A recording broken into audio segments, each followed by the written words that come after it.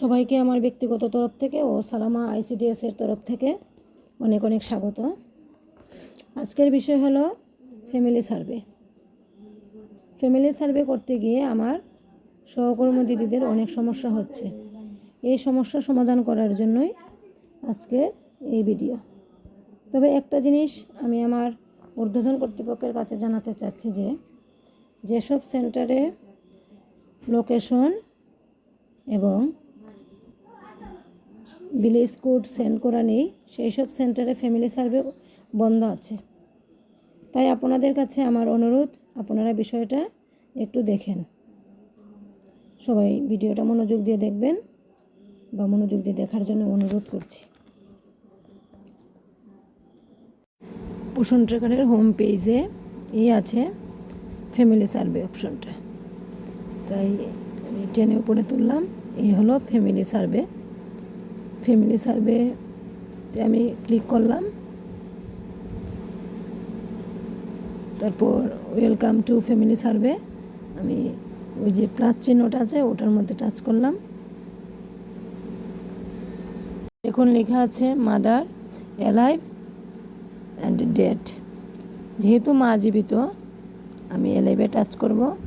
যদি কোনো কারণে মা মৃত হয়ে থাকে তখন আমি যদি ডেডে টাচ করি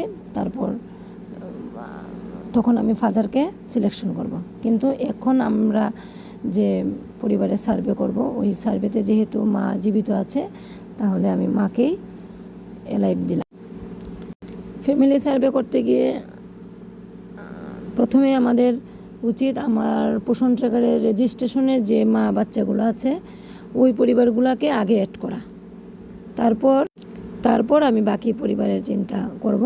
কিন্তু প্রথম অবস্থায় কাজ হলো আমার পোষণ ট্র্যাকারের রেজিস্ট্রেশনে যে মাগুলো আছে, যে বাচ্চাগুলো আছে সবগুলোর পরিবারকে আমাদের অ্যাড করা। ওই কাজটা করতে গিয়ে আমি প্রথমেই এখানে দেওয়া আছে অ্যাড প্রোফাইল ইউজিং পিটি আর ক্রিয়েট নিউ প্রোফাইল। যেহেতু আমার রেজিস্ট্রেশনের বাচ্চাগুলোর ফ্যামিলি সার্ভে আমি করব, তাই আমি প্রথম অবস্থায় অ্যাড প্রোফাইল ইউজিং পিটিতে টাচ করব। দেখেন এখানে ল্যাকটেটিং মাদার এবং প্রেগনেন্ট মাদারের নামের লিস্ট এসে গেছে। উপরে দেওয়া আছে select mother from the following list. ওই যে নামের লিস্টগুলো এগুলি আমার পোষণ ট্র্যাকারের রেজিস্ট্রেশন আছে, তাই এই নামগুলা প্রথমে বের হলো আলতি শুক্লবৈদ্য, গৌরী শীল, পারুল মালাকার, পিঙ্কি দেব, অর্চনা নম, গীতা দেবনাথ এবং পায়েল দাস। আমি প্রথমে চেষ্টা করব আরতি শুক্লবৈদ্যর পরিবারকে অ্যাড করা। তাই আমি আরতি শুক্লবৈদ্যর নামের পাশে যে রাউন্ড করা বক্সটা আছে ওই বক্সে টাচ করলাম। একদম নিচে প্রসিড কথাটা আছে, এই প্রসিডে আমি টাচ দিলাম।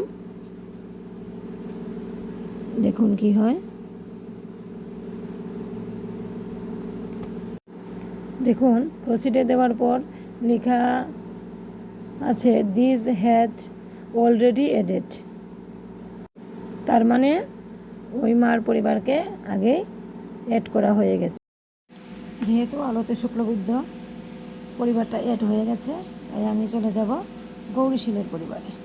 তাই আমি গৌরীশীলের নামের পাশে ক্লিক করলাম এবং প্রসিডে টাচ করলাম। দেখি কি হয়। প্রসিড।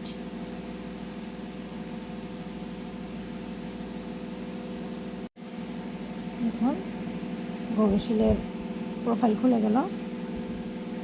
যেহেতু গৌরীশীলের আগে থেকেই আধার ভেরিফাই করা, তাই তার আধার নাম্বার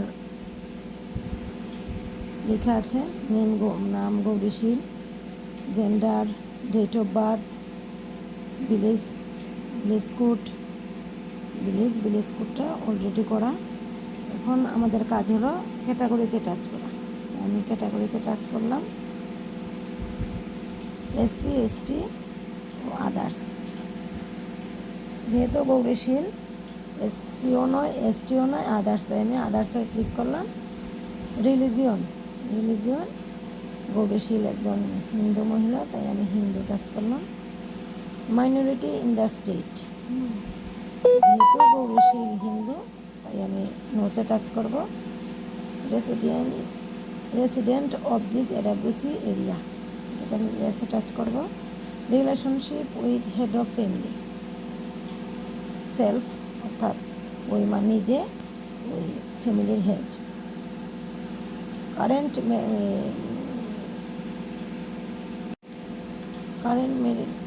মেরিটাল স্ট্যাটাস, তাই আমি যেহেতু মহিলা বিবাহিত, তাই আমি মেরিটে টাচ করলাম।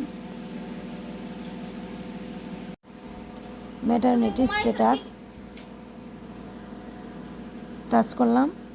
Pregnant women, lactating or others, Gourishil একজন ল্যাকটেটিং মা, তাই আমি ল্যাকটেটিংয়ে টাচ করলাম। Whether willing to avail following ICDS services supplementary foods, এটা আমি ইয়েস দিয়ে দিলাম। Submit and proceed, submit successfully, অপেক্ষা করুন।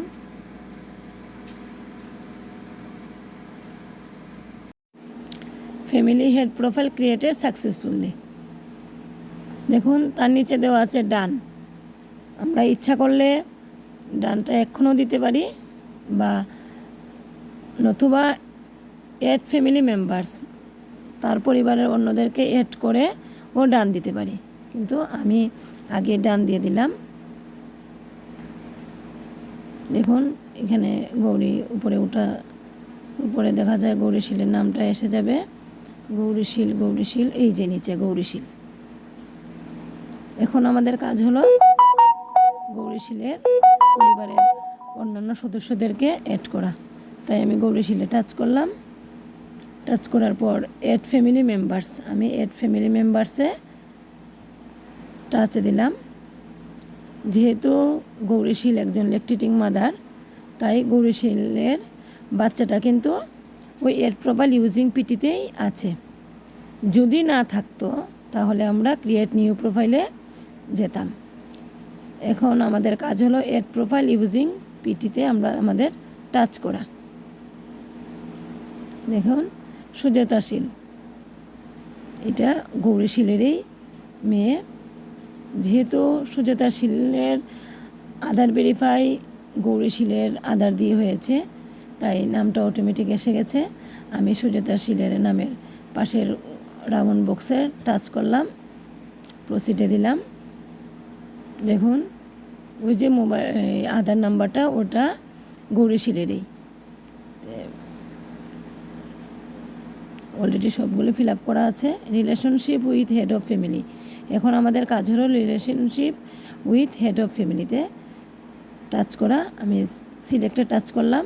দেখুন সন, ডটার অ্যান্ড হাজব্যান্ড, তিনটে অপশানই আছে। সুজাতাশীল হলো গৌরীশীলের মেয়ে, তাই আমি ডটারে টাচ করলাম। আর একটা জিনিস আপনারা নজর রাখবেন, এখানে ছেলে মেয়ে ওর হাজব্যান্ড, মানে আমরা ওই পরিবারে গৌরীশীলের পরিবারের হাজব্যান্ডকেও অ্যাড করতে পারবো, কিন্তু অন্যান্য সদস্যদেরকে এখন অ্যাড করতে পারবো না, যেহেতু এখানে রিলেশনশিপে কোনো ধরনের অপশন নেই। তাই সুজাতাশীল হলো গৌরীশীলের মেয়ে, সম্পর্কে মেয়ে, তাই আমি ডটারে টাচ করলাম। ডটার, আদার্সে টাচ করলাম। ওয়েদার উইলিং, এটা আমি ইয়েসে টাচ করলাম, সাবমিট দিয়ে দিলাম। এখন কি হয়, এই যে গৌরীশীলের পরিবারে এখন তারা দুইজন গৌরীশীল এবং সুজাতাশীল। অ্যাড ফ্যামিলি মেম্বার্স, আমি ওনার হাজব্যান্ডকে অ্যাড করব। যদি ওনার হাজব্যান্ডকে আমি অ্যাড করতে হয় তাহলে আমি আবার ওইখানে টাচ করলাম। যেহেতু হাজব্যান্ডের নাম বা আধার ভেরিফাই করা নাই, তাই ওটা ক্রিয়েট নিউ প্রোফাইলে টাচ করতে হবে। আমি ক্রিয়েট নিউ প্রোফাইলেই টাচ করলাম। এখন আমাদের কাজ হলো গৌরীশীলের স্বামীর আধার নাম্বার, নাম, জেন্ডার, ডেট অফ বার্থ সবগুলা ফিল আপ করে সেম সাবমিট অ্যান্ড প্রসিডে দেওয়ার পর ফ্যামিলি এখন যেহেতু আমার কাছে গৌরীশীলের হাজব্যান্ডের আধার নাম্বার নেই, তাই আমি এটা করে দেখাতে পারছি না। আমি ব্যাক করে দিলাম। এই সেন্টারের নং ফ্যামিলি 18 জন, 18টি, টোটাল লোক সংখ্যা 51। দেখুন এখানে টেনে তোলার পর গৌরীশীলের পরিবারের মেম্বার 2 জন। আমি ইচ্ছে করলে গৌরীশীলের পরিবারের হাজব্যান্ডকে পরেও অ্যাড করতে পারবো, অসুবিধা। এই পেজটা আর একটু ক্লিয়ার করে দিলে ভালো হবে, একটু মনোযোগ দিয়ে শুনুন। প্রথমে দেওয়া আছে নং অফ ফ্যামিলি, অর্থাৎ পরিবারের সংখ্যা দেওয়া আছে 18টি,